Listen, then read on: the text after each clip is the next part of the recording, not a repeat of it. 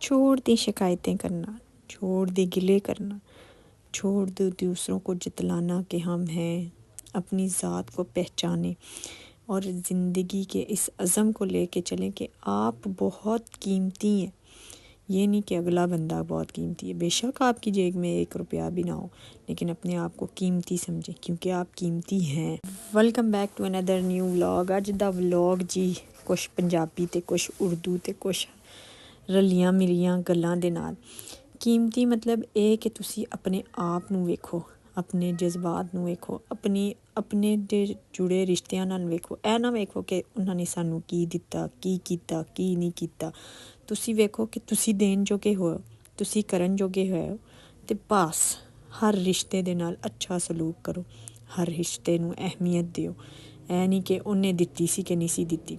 ਬੇਸ਼ੱਕ ਤੁਹਾਨੂੰ ਲੋਕ ਇਗਨੋਰ ਕਰਨ, ਰਿਸ਼ਤੇ ਵੀ ਇਗਨੋਰ ਕਰਨ, ਲੇਕਿਨ ਅੱਲਾਹ ਤਾਲਾ ਜਦੋਂ ਤੁਹਾਨੂੰ ਮੁਕਾਮ ਦੇ ਤੇ ਤੁਸੀਂ ਉਹਨਾਂ ਜਿਨ੍ਹਾਂ ਨੇ ਤੁਹਾਨੂੰ ਇਗਨੋਰ ਕੀਤੇ ਉਹਨਾਂ ਨੂੰ ਜ਼ਿਆਦਾ ਅਹਿਮੀਅਤ ਦਿਓ ਕਿ ਉਹਨਾਂ ਨੂੰ ਪਤਾ ਲੱਗੇ ਕਿ ਜਦੋਂ ਸਾਡੇ 'ਤੇ ਵਕਤ ਸੀ ਤੇ ਇਹਨਾਂ ਨੇ ਕੀ ਕੀਤਾ ਸੀ। ਆਪਣੇ ਰਿਸ਼ਤਿਆਂ ਨੂੰ ਨਾਲ ਲੈ ਕੇ ਚੱਲੋਗੇ ਤੇ ਬੜੀ ਸੋਹਣੀ ਜ਼ਿੰਦਗੀ ਗੁਜ਼ਰੇਗੀ। ਇਹਨਾਂ ਰਿਸ਼ਤਿਆਂ ਬਗੈਰ ਜ਼ਿੰਦਗੀ ਨਹੀਂ ਹੁੰਦੀ, ਚਾਹੇ ਉਹ ਸਸੁਰਾਲ ਹੋਣ, ਚਾਹੇ ਉਹ ਮੇਕਾ ਹੋਏ, ਚਾਹੇ ਭੈਣ ਭਰਾ ਹੋਣ, ਚਾਹੇ ਦਾਦੀ ਦਾਦਾ, ਨਾਨਾ ਨਾਨੀ, ਤਾਇਆ ਤਾਈ, ਚਾਚਾ ਚਾਚੀ, ਜੋ ਰਿਸ਼ਤਾ ਜਿੱਦਾਂ ਹੈ ਨਾ, ਆਪਣੇ ਰਿਸ਼ਤਿਆਂ ਨੂੰ ਇਸ ਦੌਰ 'ਚ ਬਚਾ ਲਓ। ਉਹਨਾਂ ਨੂੰ ਟਾਈਮ ਦਿਓ। ਇਸ ਮੋਬਾਈਲ ਨੂੰ ਛੱਡ ਕੇ ਉਹਨਾਂ ਰਿਸ਼ਤਿਆਂ ਨੂੰ ਟਾਈਮ ਦਿਓ ਜਿਹੜੇ ਅਹਿਮੀਅਤ ਲਈ ਹੈ ਨੇ। ਅਸੀਂ ਘੰਟਾ ਇਸ ਮੋਬਾਇਲ ਵਿੱਚ ਵੜੇ ਰਹਿੰਦੇ ਹਾਂ, ਇਹਨੂੰ ਵੇਖਦੇ ਰਹਿੰਦੇ ਹਾਂ। ਇਸ ਵਿੱਚ ਅਸੀਂ ਆਖਦੇ ਹਾਂ ਕਿ ਬਸ ਸਾਡੀ ਜ਼ਿੰਦਗੀ ਸਮਾ ਗਈ। ਇਸ ਮੋਬਾਇਲ ਨੇ ਸਾਡੇ ਰਿਸ਼ਤਿਆਂ ਨੂੰ ਦੂਰ ਕਰ ਦਿੱਤਾ, ਸਾਨੂੰ ਦੂਰ ਕਰ ਦਿੱਤਾ। ਸਾਨੂੰ ਸਮਝ ਨਹੀਂ ਲੱਗਦੀ ਜ਼ਿੰਦਗੀ ਦੀ ਹਕੀਕਤ। ਬਸ ਸੁਬਾਹ ਤੋਂ ਸ਼ਾਮ ਤੱਕ ਰੀਲਾਂ ਵੇਖੀ ਦੀਆਂ ਨੇ, ਵੇਖੀ ਜਾਓ 10 ਘੰਟੇ ਵੀ 3 ਘੰਟੇ ਤੇ ਇੰਝ ਲੰਘ ਜਾਂਦੇ ਨੇ ਜਿਨ ਚੁਟਕੀਆਂ 'ਚ। ਤੁਸੀਂ ਜਿਹੜਾ ਕੰਮ ਕਰਨਾ ਚਾਹੁੰਦੇ ਹੋ, ਤੁਸੀਂ ਸੋਚਿਆ ਹੁੰਦਾ, ਤੁਸੀਂ ਨਹੀਂ ਕਰ ਪਾਉਂਦੇ। ਹਾਂ, ਇਸ ਮੋਬਾਈਲ ਨੂੰ ਜਿਹੜਾ ਨਾ ਆਪਣੀ ਜ਼ਿੰਦਗੀ ਵਿੱਚ ਅਹਿਮੀਅਤ ਇੰਨੀ ਨਾ ਦਿਓ ਕਿ ਤੁਸੀਂ 24 ਘੰਟੇ ਇਹਦੇ 'ਤੇ ਲੱਗੇ ਰਹੋ। ਹਾਂ, ਇਹ ਜ਼ਰੂਰਤ ਦੀ ਸ਼ੈ ਹੈ ਵੇ, ਲੇਕਿਨ ਇਹਨੂੰ ਇੰਨਾ ਇਸਤੇਮਾਲ ਕਰਨਾ ਕਿ ਜਿੰਨੀ ਜ਼ਰੂਰਤ ਹੈ। ਇਹ ਨਹੀਂ ਕਿ ਹੁਣ ਆਪਣੇ ਰਿਸ਼ਤਿਆਂ ਦੀ ਅਹਿਮੀਅਤ ਵੀ ਇਹਨੂੰ ਦੇ ਛੱਡੋ। ਜੇ ਸਾਡੇ ਮੈਨਿਊ ਦੇ ਵਿੱਚ ਸੀ ਜੀ ਸ਼ਵਾਰਮਾ, ਸਕੂਲ ਕੈਂਟੀਨ ਵਿੱਚ ਜਾਣਾ ਸੀ ਅਤੇ ਮੈਂ ਨਾ ਹਸਬੈਂਡ ਜੀ ਨੂੰ ਅੱਜ ਨਾ ਬ੍ਰੇਕ ਵੀ ਬੜੀ ਜਲਦੀ ਹੋ ਰਹੀ ਸੀ ਅਤੇ ਅੱਜ ਨਾ 10:20 'ਤੇ ਬ੍ਰੇਕ ਹੋਣੀ ਸੀ ਅਤੇ ਮੈਂ ਘਰੋਂ ਨਿਕਲਣਾ ਸੀ ਜਲਦੀ, ਯਾਨੀ ਕਿ 20 ਮਿੰਟ ਦਾ ਮੇਰਾ ਰਸਤਾ ਹੈ ਅਤੇ ਮੈਂ ਆਖਿਆ ਕਿ ਮੈਂ ਨਾ ਅੱਜ ਪੈਦਲ ਜਾਣਾ ਸੀ। ਅੱਜ ਮੈਂ ਬੜੇ ਦਿਨਾਂ ਬਾਅਦ ਪੈਦਲ ਟੁਰੀ, ਮਤਲਬ ਕਿ ਵੋਕ ਸ਼ੌਕ ਉਸ ਤਰ੍ਹਾਂ ਨਹੀਂ ਹੈ। ਕੰਮ ਦੇ ਵਿੱਚ ਇੰਨੀ ਮਸਰੂਫੀਅਤ, ਆਪਣੀ ਜ਼ਾਤ, ਆਪਣਾ ਆਪ ਸਭ ਕੁਛ ਭੁੱਲ ਗਿਆ ਹੈ। ਬਸ ਮਸਰੂਫ ਜ਼ਿੰਦਗੀ ਜਿਹੜੀ ਹੈ ਨਾ ਗੁਜ਼ਰੀ ਹੈ। ਇਹ ਜੀ ਸਾਰਾ ਕੁਛ ਮੈਂ ਆਪਣੇ ਹਸਬੈਂਡ ਜੀ ਨੂੰ ਬਣਾ ਕੇ ਦਿੱਤਾ ਸੀ। ਅੱਜ ਉਹਨਾਂ ਨੇ ਸ਼ਵਾਰਮੇ ਬਣਾਏ ਸਨ, ਚਿਕਨ ਤਿਆਰ ਕੀਤਾ, ਸ਼ਵਾਰਮਾ ਸੌਸ ਤਿਆਰ ਕੀਤੀ, ਮਾਇਓਨੀਜ਼ ਤਿਆਰ ਕੀਤੀ। ਅਤੇ ਜ਼ਿੰਦਗੀ ਵਿੱਚ ਕਦੀ ਵੀ ਇੰਝ ਕਾਮਯਾਬੀਆਂ ਨਹੀਂ ਮਿਲ ਜਾਂਦੀਆਂ, ਸਟਰਗਲ ਕਰਨੀ ਪੈਂਦੀ। ਉਹਨੂੰ ਸਟਰਗਲ ਨੂੰ ਫਿਰ ਯਾਦ ਵੀ ਰੱਖੀਦਾ। ਅੱਛਾ, ਮੈਂ ਅਕਸਰ ਲੋਕਾਂ ਨੂੰ ਵੇਖਿਆ, ਉਹਨਾਂ ਲੋਕਾਂ ਨੂੰ ਵੇਖ ਕੇ ਆਖਦੇ ਨੇ ਐਵੇਂ ਮਾਰਤਾ ਪਿਆ, ਇਹਨੇ ਕਿੱਥੇ ਇੰਨਾ ਕੀਤਾ ਹੋਣਾ। ਸਟਰਗਲ ਕਰਕੇ ਉਹ ਬੰਦਾ ਆਸਮਾਨ ਛੂਹਣੇ ਦੇ ਕਰੀਬ ਹੋ ਜਾਂਦਾ ਅਤੇ ਜਿਹੜਾ ਨੀਵਾਂ ਬੰਦਾ ਹੁੰਦਾ ਨਾ, ਅਕਸਰ ਮੈਂ ਲੋਕਾਂ ਨੂੰ ਵੇਖਿਆ ਕਿ ਉਹਦੀ ਸਟੋਰੀ ਕੋਈ ਸੁਣੇਗਾ ਨਾ ਅਤੇ ਆਖਣਗੇ ਹੁਣ ਐਵੇਂ ਮਾਰਦਾ ਪਿਆ, ਇਹਦੇ ਥੱਲੇ ਇੰਨੀਆਂ ਗੱਡੀਆਂ ਨੇ, ਕਿੱਥੇ ਇੰਨਾ ਸਟਰਗਲ ਹੋਇਆ। ਇੰਨੇ ਸਟਰਗਲ ਤੋਂ ਬਾਅਦ ਬੰਦੇ ਕੋਲੋਂ ਇੰਨੀਆਂ ਆਸਾਨੀਆਂ ਆ ਹੀ ਨਹੀਂ ਸਕਦੀਆਂ। ਇਹ ਗੱਲ ਨਹੀਂ ਹੁੰਦੀ। ਜਿਹੜਾ ਸਟਰਗਲ ਕਰਦਾ ਨਾ, ਜਿਹੜਾ ਮਿਹਨਤ ਕਰਦਾ, ਮਿਹਨਤ ਤਾਂ ਇੱਕ ਮਜ਼ਦੂਰ ਵੀ ਬੜਾ ਕਰਦਾ, ਮਿਹਨਤ ਤਾਂ ਇੱਕ ਜਿਹੜਾ ਆਮ ਬੰਦਾ ਉਹ ਵੀ ਬੜੀ ਕਰਦਾ। ਲੇਕਿਨ ਅੱਲਾਹ ਤਾਲਾ ਜਦੋਂ ਕਰਮ ਔਰ ਆਸਾਨੀਆਂ ਕਰਨ 'ਤੇ ਆਉਂਦਾ ਨਾ, ਫਿਰ ਮਿੰਟਾਂ ਸਕਿੰਟਾਂ ਦੀ ਗੱਲ ਹੁੰਦੀ। ਫਿਰ ਜੀ ਤੁਹਾਨੂੰ ਪਤਾ ਵੀ ਨਹੀਂ ਲੱਗਦਾ ਰੱਬ ਕਦੋਂ ਕਰਮ ਕਰ ਦਿੰਦਾ, ਮਿੰਟਾਂ 'ਚ, ਸਕਿੰਟਾਂ 'ਚ। ਅਤੇ ਜਦੋਂ ਤੁਸੀਂ ਆਸਾਨੀਆਂ ਪੈਦਾ ਕਰਨ ਵਾਲੇ ਬਣ ਜਾਂਦੇ ਹੋ ਨਾ, ਅਤੇ ਫਿਰ ਅੱਲਾਹ ਤੁਹਾਨੂੰ ਆਸਾਨੀਆਂ ਨਾਲ ਨਵਾਜ਼ਦਾ ਜਾਂਦਾ। ਫਿਰ ਅੱਲਾਹ ਇਹ ਨਹੀਂ ਵੇਖਦਾ ਇਸ ਬੰਦੇ ਨੂੰ ਮੈਂ ਇੱਕ ਕਰ ਦਿੱਤਾ ਅਤੇ ਹੁਣ ਦੂਸਰਾ ਨਾ ਦਿਆਂ। ਇਹ ਸਿਰਫ ਇਨਸਾਨ ਦੀ ਫਿਤਰਤ ਹੈ।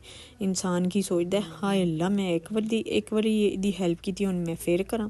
ਰੱਬੇ ਕਰੀਮ ਇਤਨਾ ਗਫੂਰ ਰਹੀਮ ਹੈ ਕਿ ਉਹ ਆਪਣੇ ਬੰਦੇ ਨੂੰ ਜਦੋਂ ਨਵਾਜ਼ਦਾ ਨਾ, ਅਤੇ ਜਦੋਂ ਉਹਦਾ ਬੰਦਾ ਅੱਗੋਂ ਉਹਦੇ ਦਿੱਤੇ ਰਿਜ਼ਕ ਵਿੱਚੋਂ ਲੋਕਾਂ ਨੂੰ ਨਵਾਜ਼ਦਾ, ਮਤਲਬ ਕਿ ਲੋਕਾਂ ਉਹਦੀ ਅਤਾਤ ਦੇ ਨਾਲ ਹੀ ਨਾ, ਅੱਲਾ ਦੀ ਅਤਾਤ ਨਾਲ ਹੀ ਬੰਦਾ ਅੱਗੇ ਕਿਸੇ ਦੀ ਮਦਦ ਕਰਦਾ, ਅੱਲਾ ਨੂੰ ਇੰਨਾ ਪਸੰਦ ਆਉਂਦਾ। ਅੱਲਾਹ ਤਾਲਾ ਆਖਦਾ ਕਿ ਇਹਨੇ ਮੇਰੇ ਦਿੱਤੇ ਰਿਜ਼ਕ ਨੂੰ, ਮਤਲਬ ਕਿ ਮੇਰੀ ਮਖਲੂਕ ਵਿੱਚ ਜਿਹੜਾ ਉਹ ਆਸਾਨੀਆਂ ਕਰਨ ਵਾਸਤੇ ਦਿੱਤਾ ਤੇ ਮੈਂ ਇਹਦੇ ਵਾਸਤੇ ਹੋਰ ਆਸਾਨੀਆਂ ਕਰਾਂਗਾ। ਅੱਛਾ, ਮੈਂ ਐਸੇ ਕਈ ਲੋਕੀ ਵੇਖੇ ਨੇ। ਅੱਜ ਜਦੋਂ ਅਸੀਂ ਨਾ ਮੈਂ ਔਰ ਮੇਰਾ ਬੇਟਾ ਜਾ ਰਹੇ ਸਾਂ ਨਾ, ਅਸੀਂ ਸਕੂਲ ਜਾ ਰਹੇ ਸਾਂ ਤੇ ਵਾਪਸੀ ਤੇ ਨਾ ਮੈਂ ਵੀਡੀਓ ਬਣਾਉਣਾ ਚਾਹ ਰਹੀ ਸਾਂ, ਫਿਰ ਮੈਂ ਬਣਾਈ ਨਹੀਂ, ਮੈਂ ਥੱਕ ਗਈ ਸਾਂ ਔਰ ਕੁਛ ਰਾਸਤਾ ਵੀ ਬਹੁਤ ਲੰਬਾ ਸੀ। ਇੱਕ ਬੰਦੇ ਦਾ ਘਰ ਹੈ ਮਾਸ਼ਾਅੱਲਾ, ਉਹਦਾ ਘਰ ਉਹਨੇ ਅੱਲਾਹ ਤਾਲਾ ਨੇ ਉਹਨੂੰ ਬੜਾ ਹੀ ਸੋਹਣਾ ਘਰ ਦਿੱਤੇ ਹੈ ਤੇ ਅੱਲਾਹ ਤਾਲਾ ਰਹਿਣਾ ਹੱਸਣਾ ਵਸਣਾ ਉੱਥੇ ਨਸੀਬ ਕਰੇ। ਉਹਨੂੰ ਮੈਂ ਵੇਖਿਆ, ਉਹ ਬੜਾ ਹੀ ਆਪਣੇ ਰਿਸ਼ਤਿਆਂ ਦੇ ਨਾਲ ਮੁਖਲਸ ਹੈ। ਉਹਨੇ ਕਦੀ ਨਹੀਂ ਵੇਖਿਆ ਕਿ ਇਹਨੇ ਮੇਰੀ ਚੁਗਲੀ ਕੀਤੀ, ਇਹਨੇ ਮੈਨੂੰ ਇਹ ਆਖਿਆ, ਇਹਨੇ ਮੈਨੂੰ ਇਹ ਆਖਿਆ। ਉਹਨੇ ਆਖਿਆ ਮੇਰਾ ਰਿਸ਼ਤੇਦਾਰ ਹੈ ਨਾ, ਮੇਰਾ ਪਿੰਡ ਦਾ ਨਾ, ਇਹਦੇ ਨਾਲ ਇਹ ਮੇਰੇ ਜ਼ਾਤ ਇਹਦੇ ਨਾਲ ਇਹ ਆਸਾਨੀ ਕਰ ਸਕਦੀ, ਕਰ ਦਿਓ। ਫਿਰ ਉਹਨੇ ਅੱਲਾ ਨੇ ਉਹਦੇ 'ਤੇ ਇੰਨਾ ਕਰਮ ਕੀਤਾ। ਹੁਣ ਦੁਨੀਆ ਦੇ ਲਿਹਾਜ਼ ਨਾਲ ਮਤਲਬ ਦੁਨੀਆ 'ਤੇ ਜ਼ਿਆਦਾਤਰ ਕਰਮ ਵਾਲਾ ਕੀ ਚੀਜ਼ ਹੁੰਦੀ ਹੈ, ਇਹਦੇ 'ਤੇ ਅੱਲਾ ਦਾ ਬੜਾ ਕਰਮ ਹੈ। ਪੈਸਾ ਬੜਾ ਕੁਛ ਹੈ, ਅੱਲਾਹ ਤਾਲਾ ਸਿਹਤ ਦਿੰਦਾ, ਉਹ ਵੀ ਅੱਲਾ ਦਾ ਕਰਮ ਹੈ। ਤੁਸੀਂ ਹਸਪਤਾਲਾਂ 'ਚ ਨਹੀਂ ਜਾਂਦੇ ਪਏ, ਇਹ ਵੀ ਅੱਲਾ ਦਾ ਕਰਮ ਹੈ।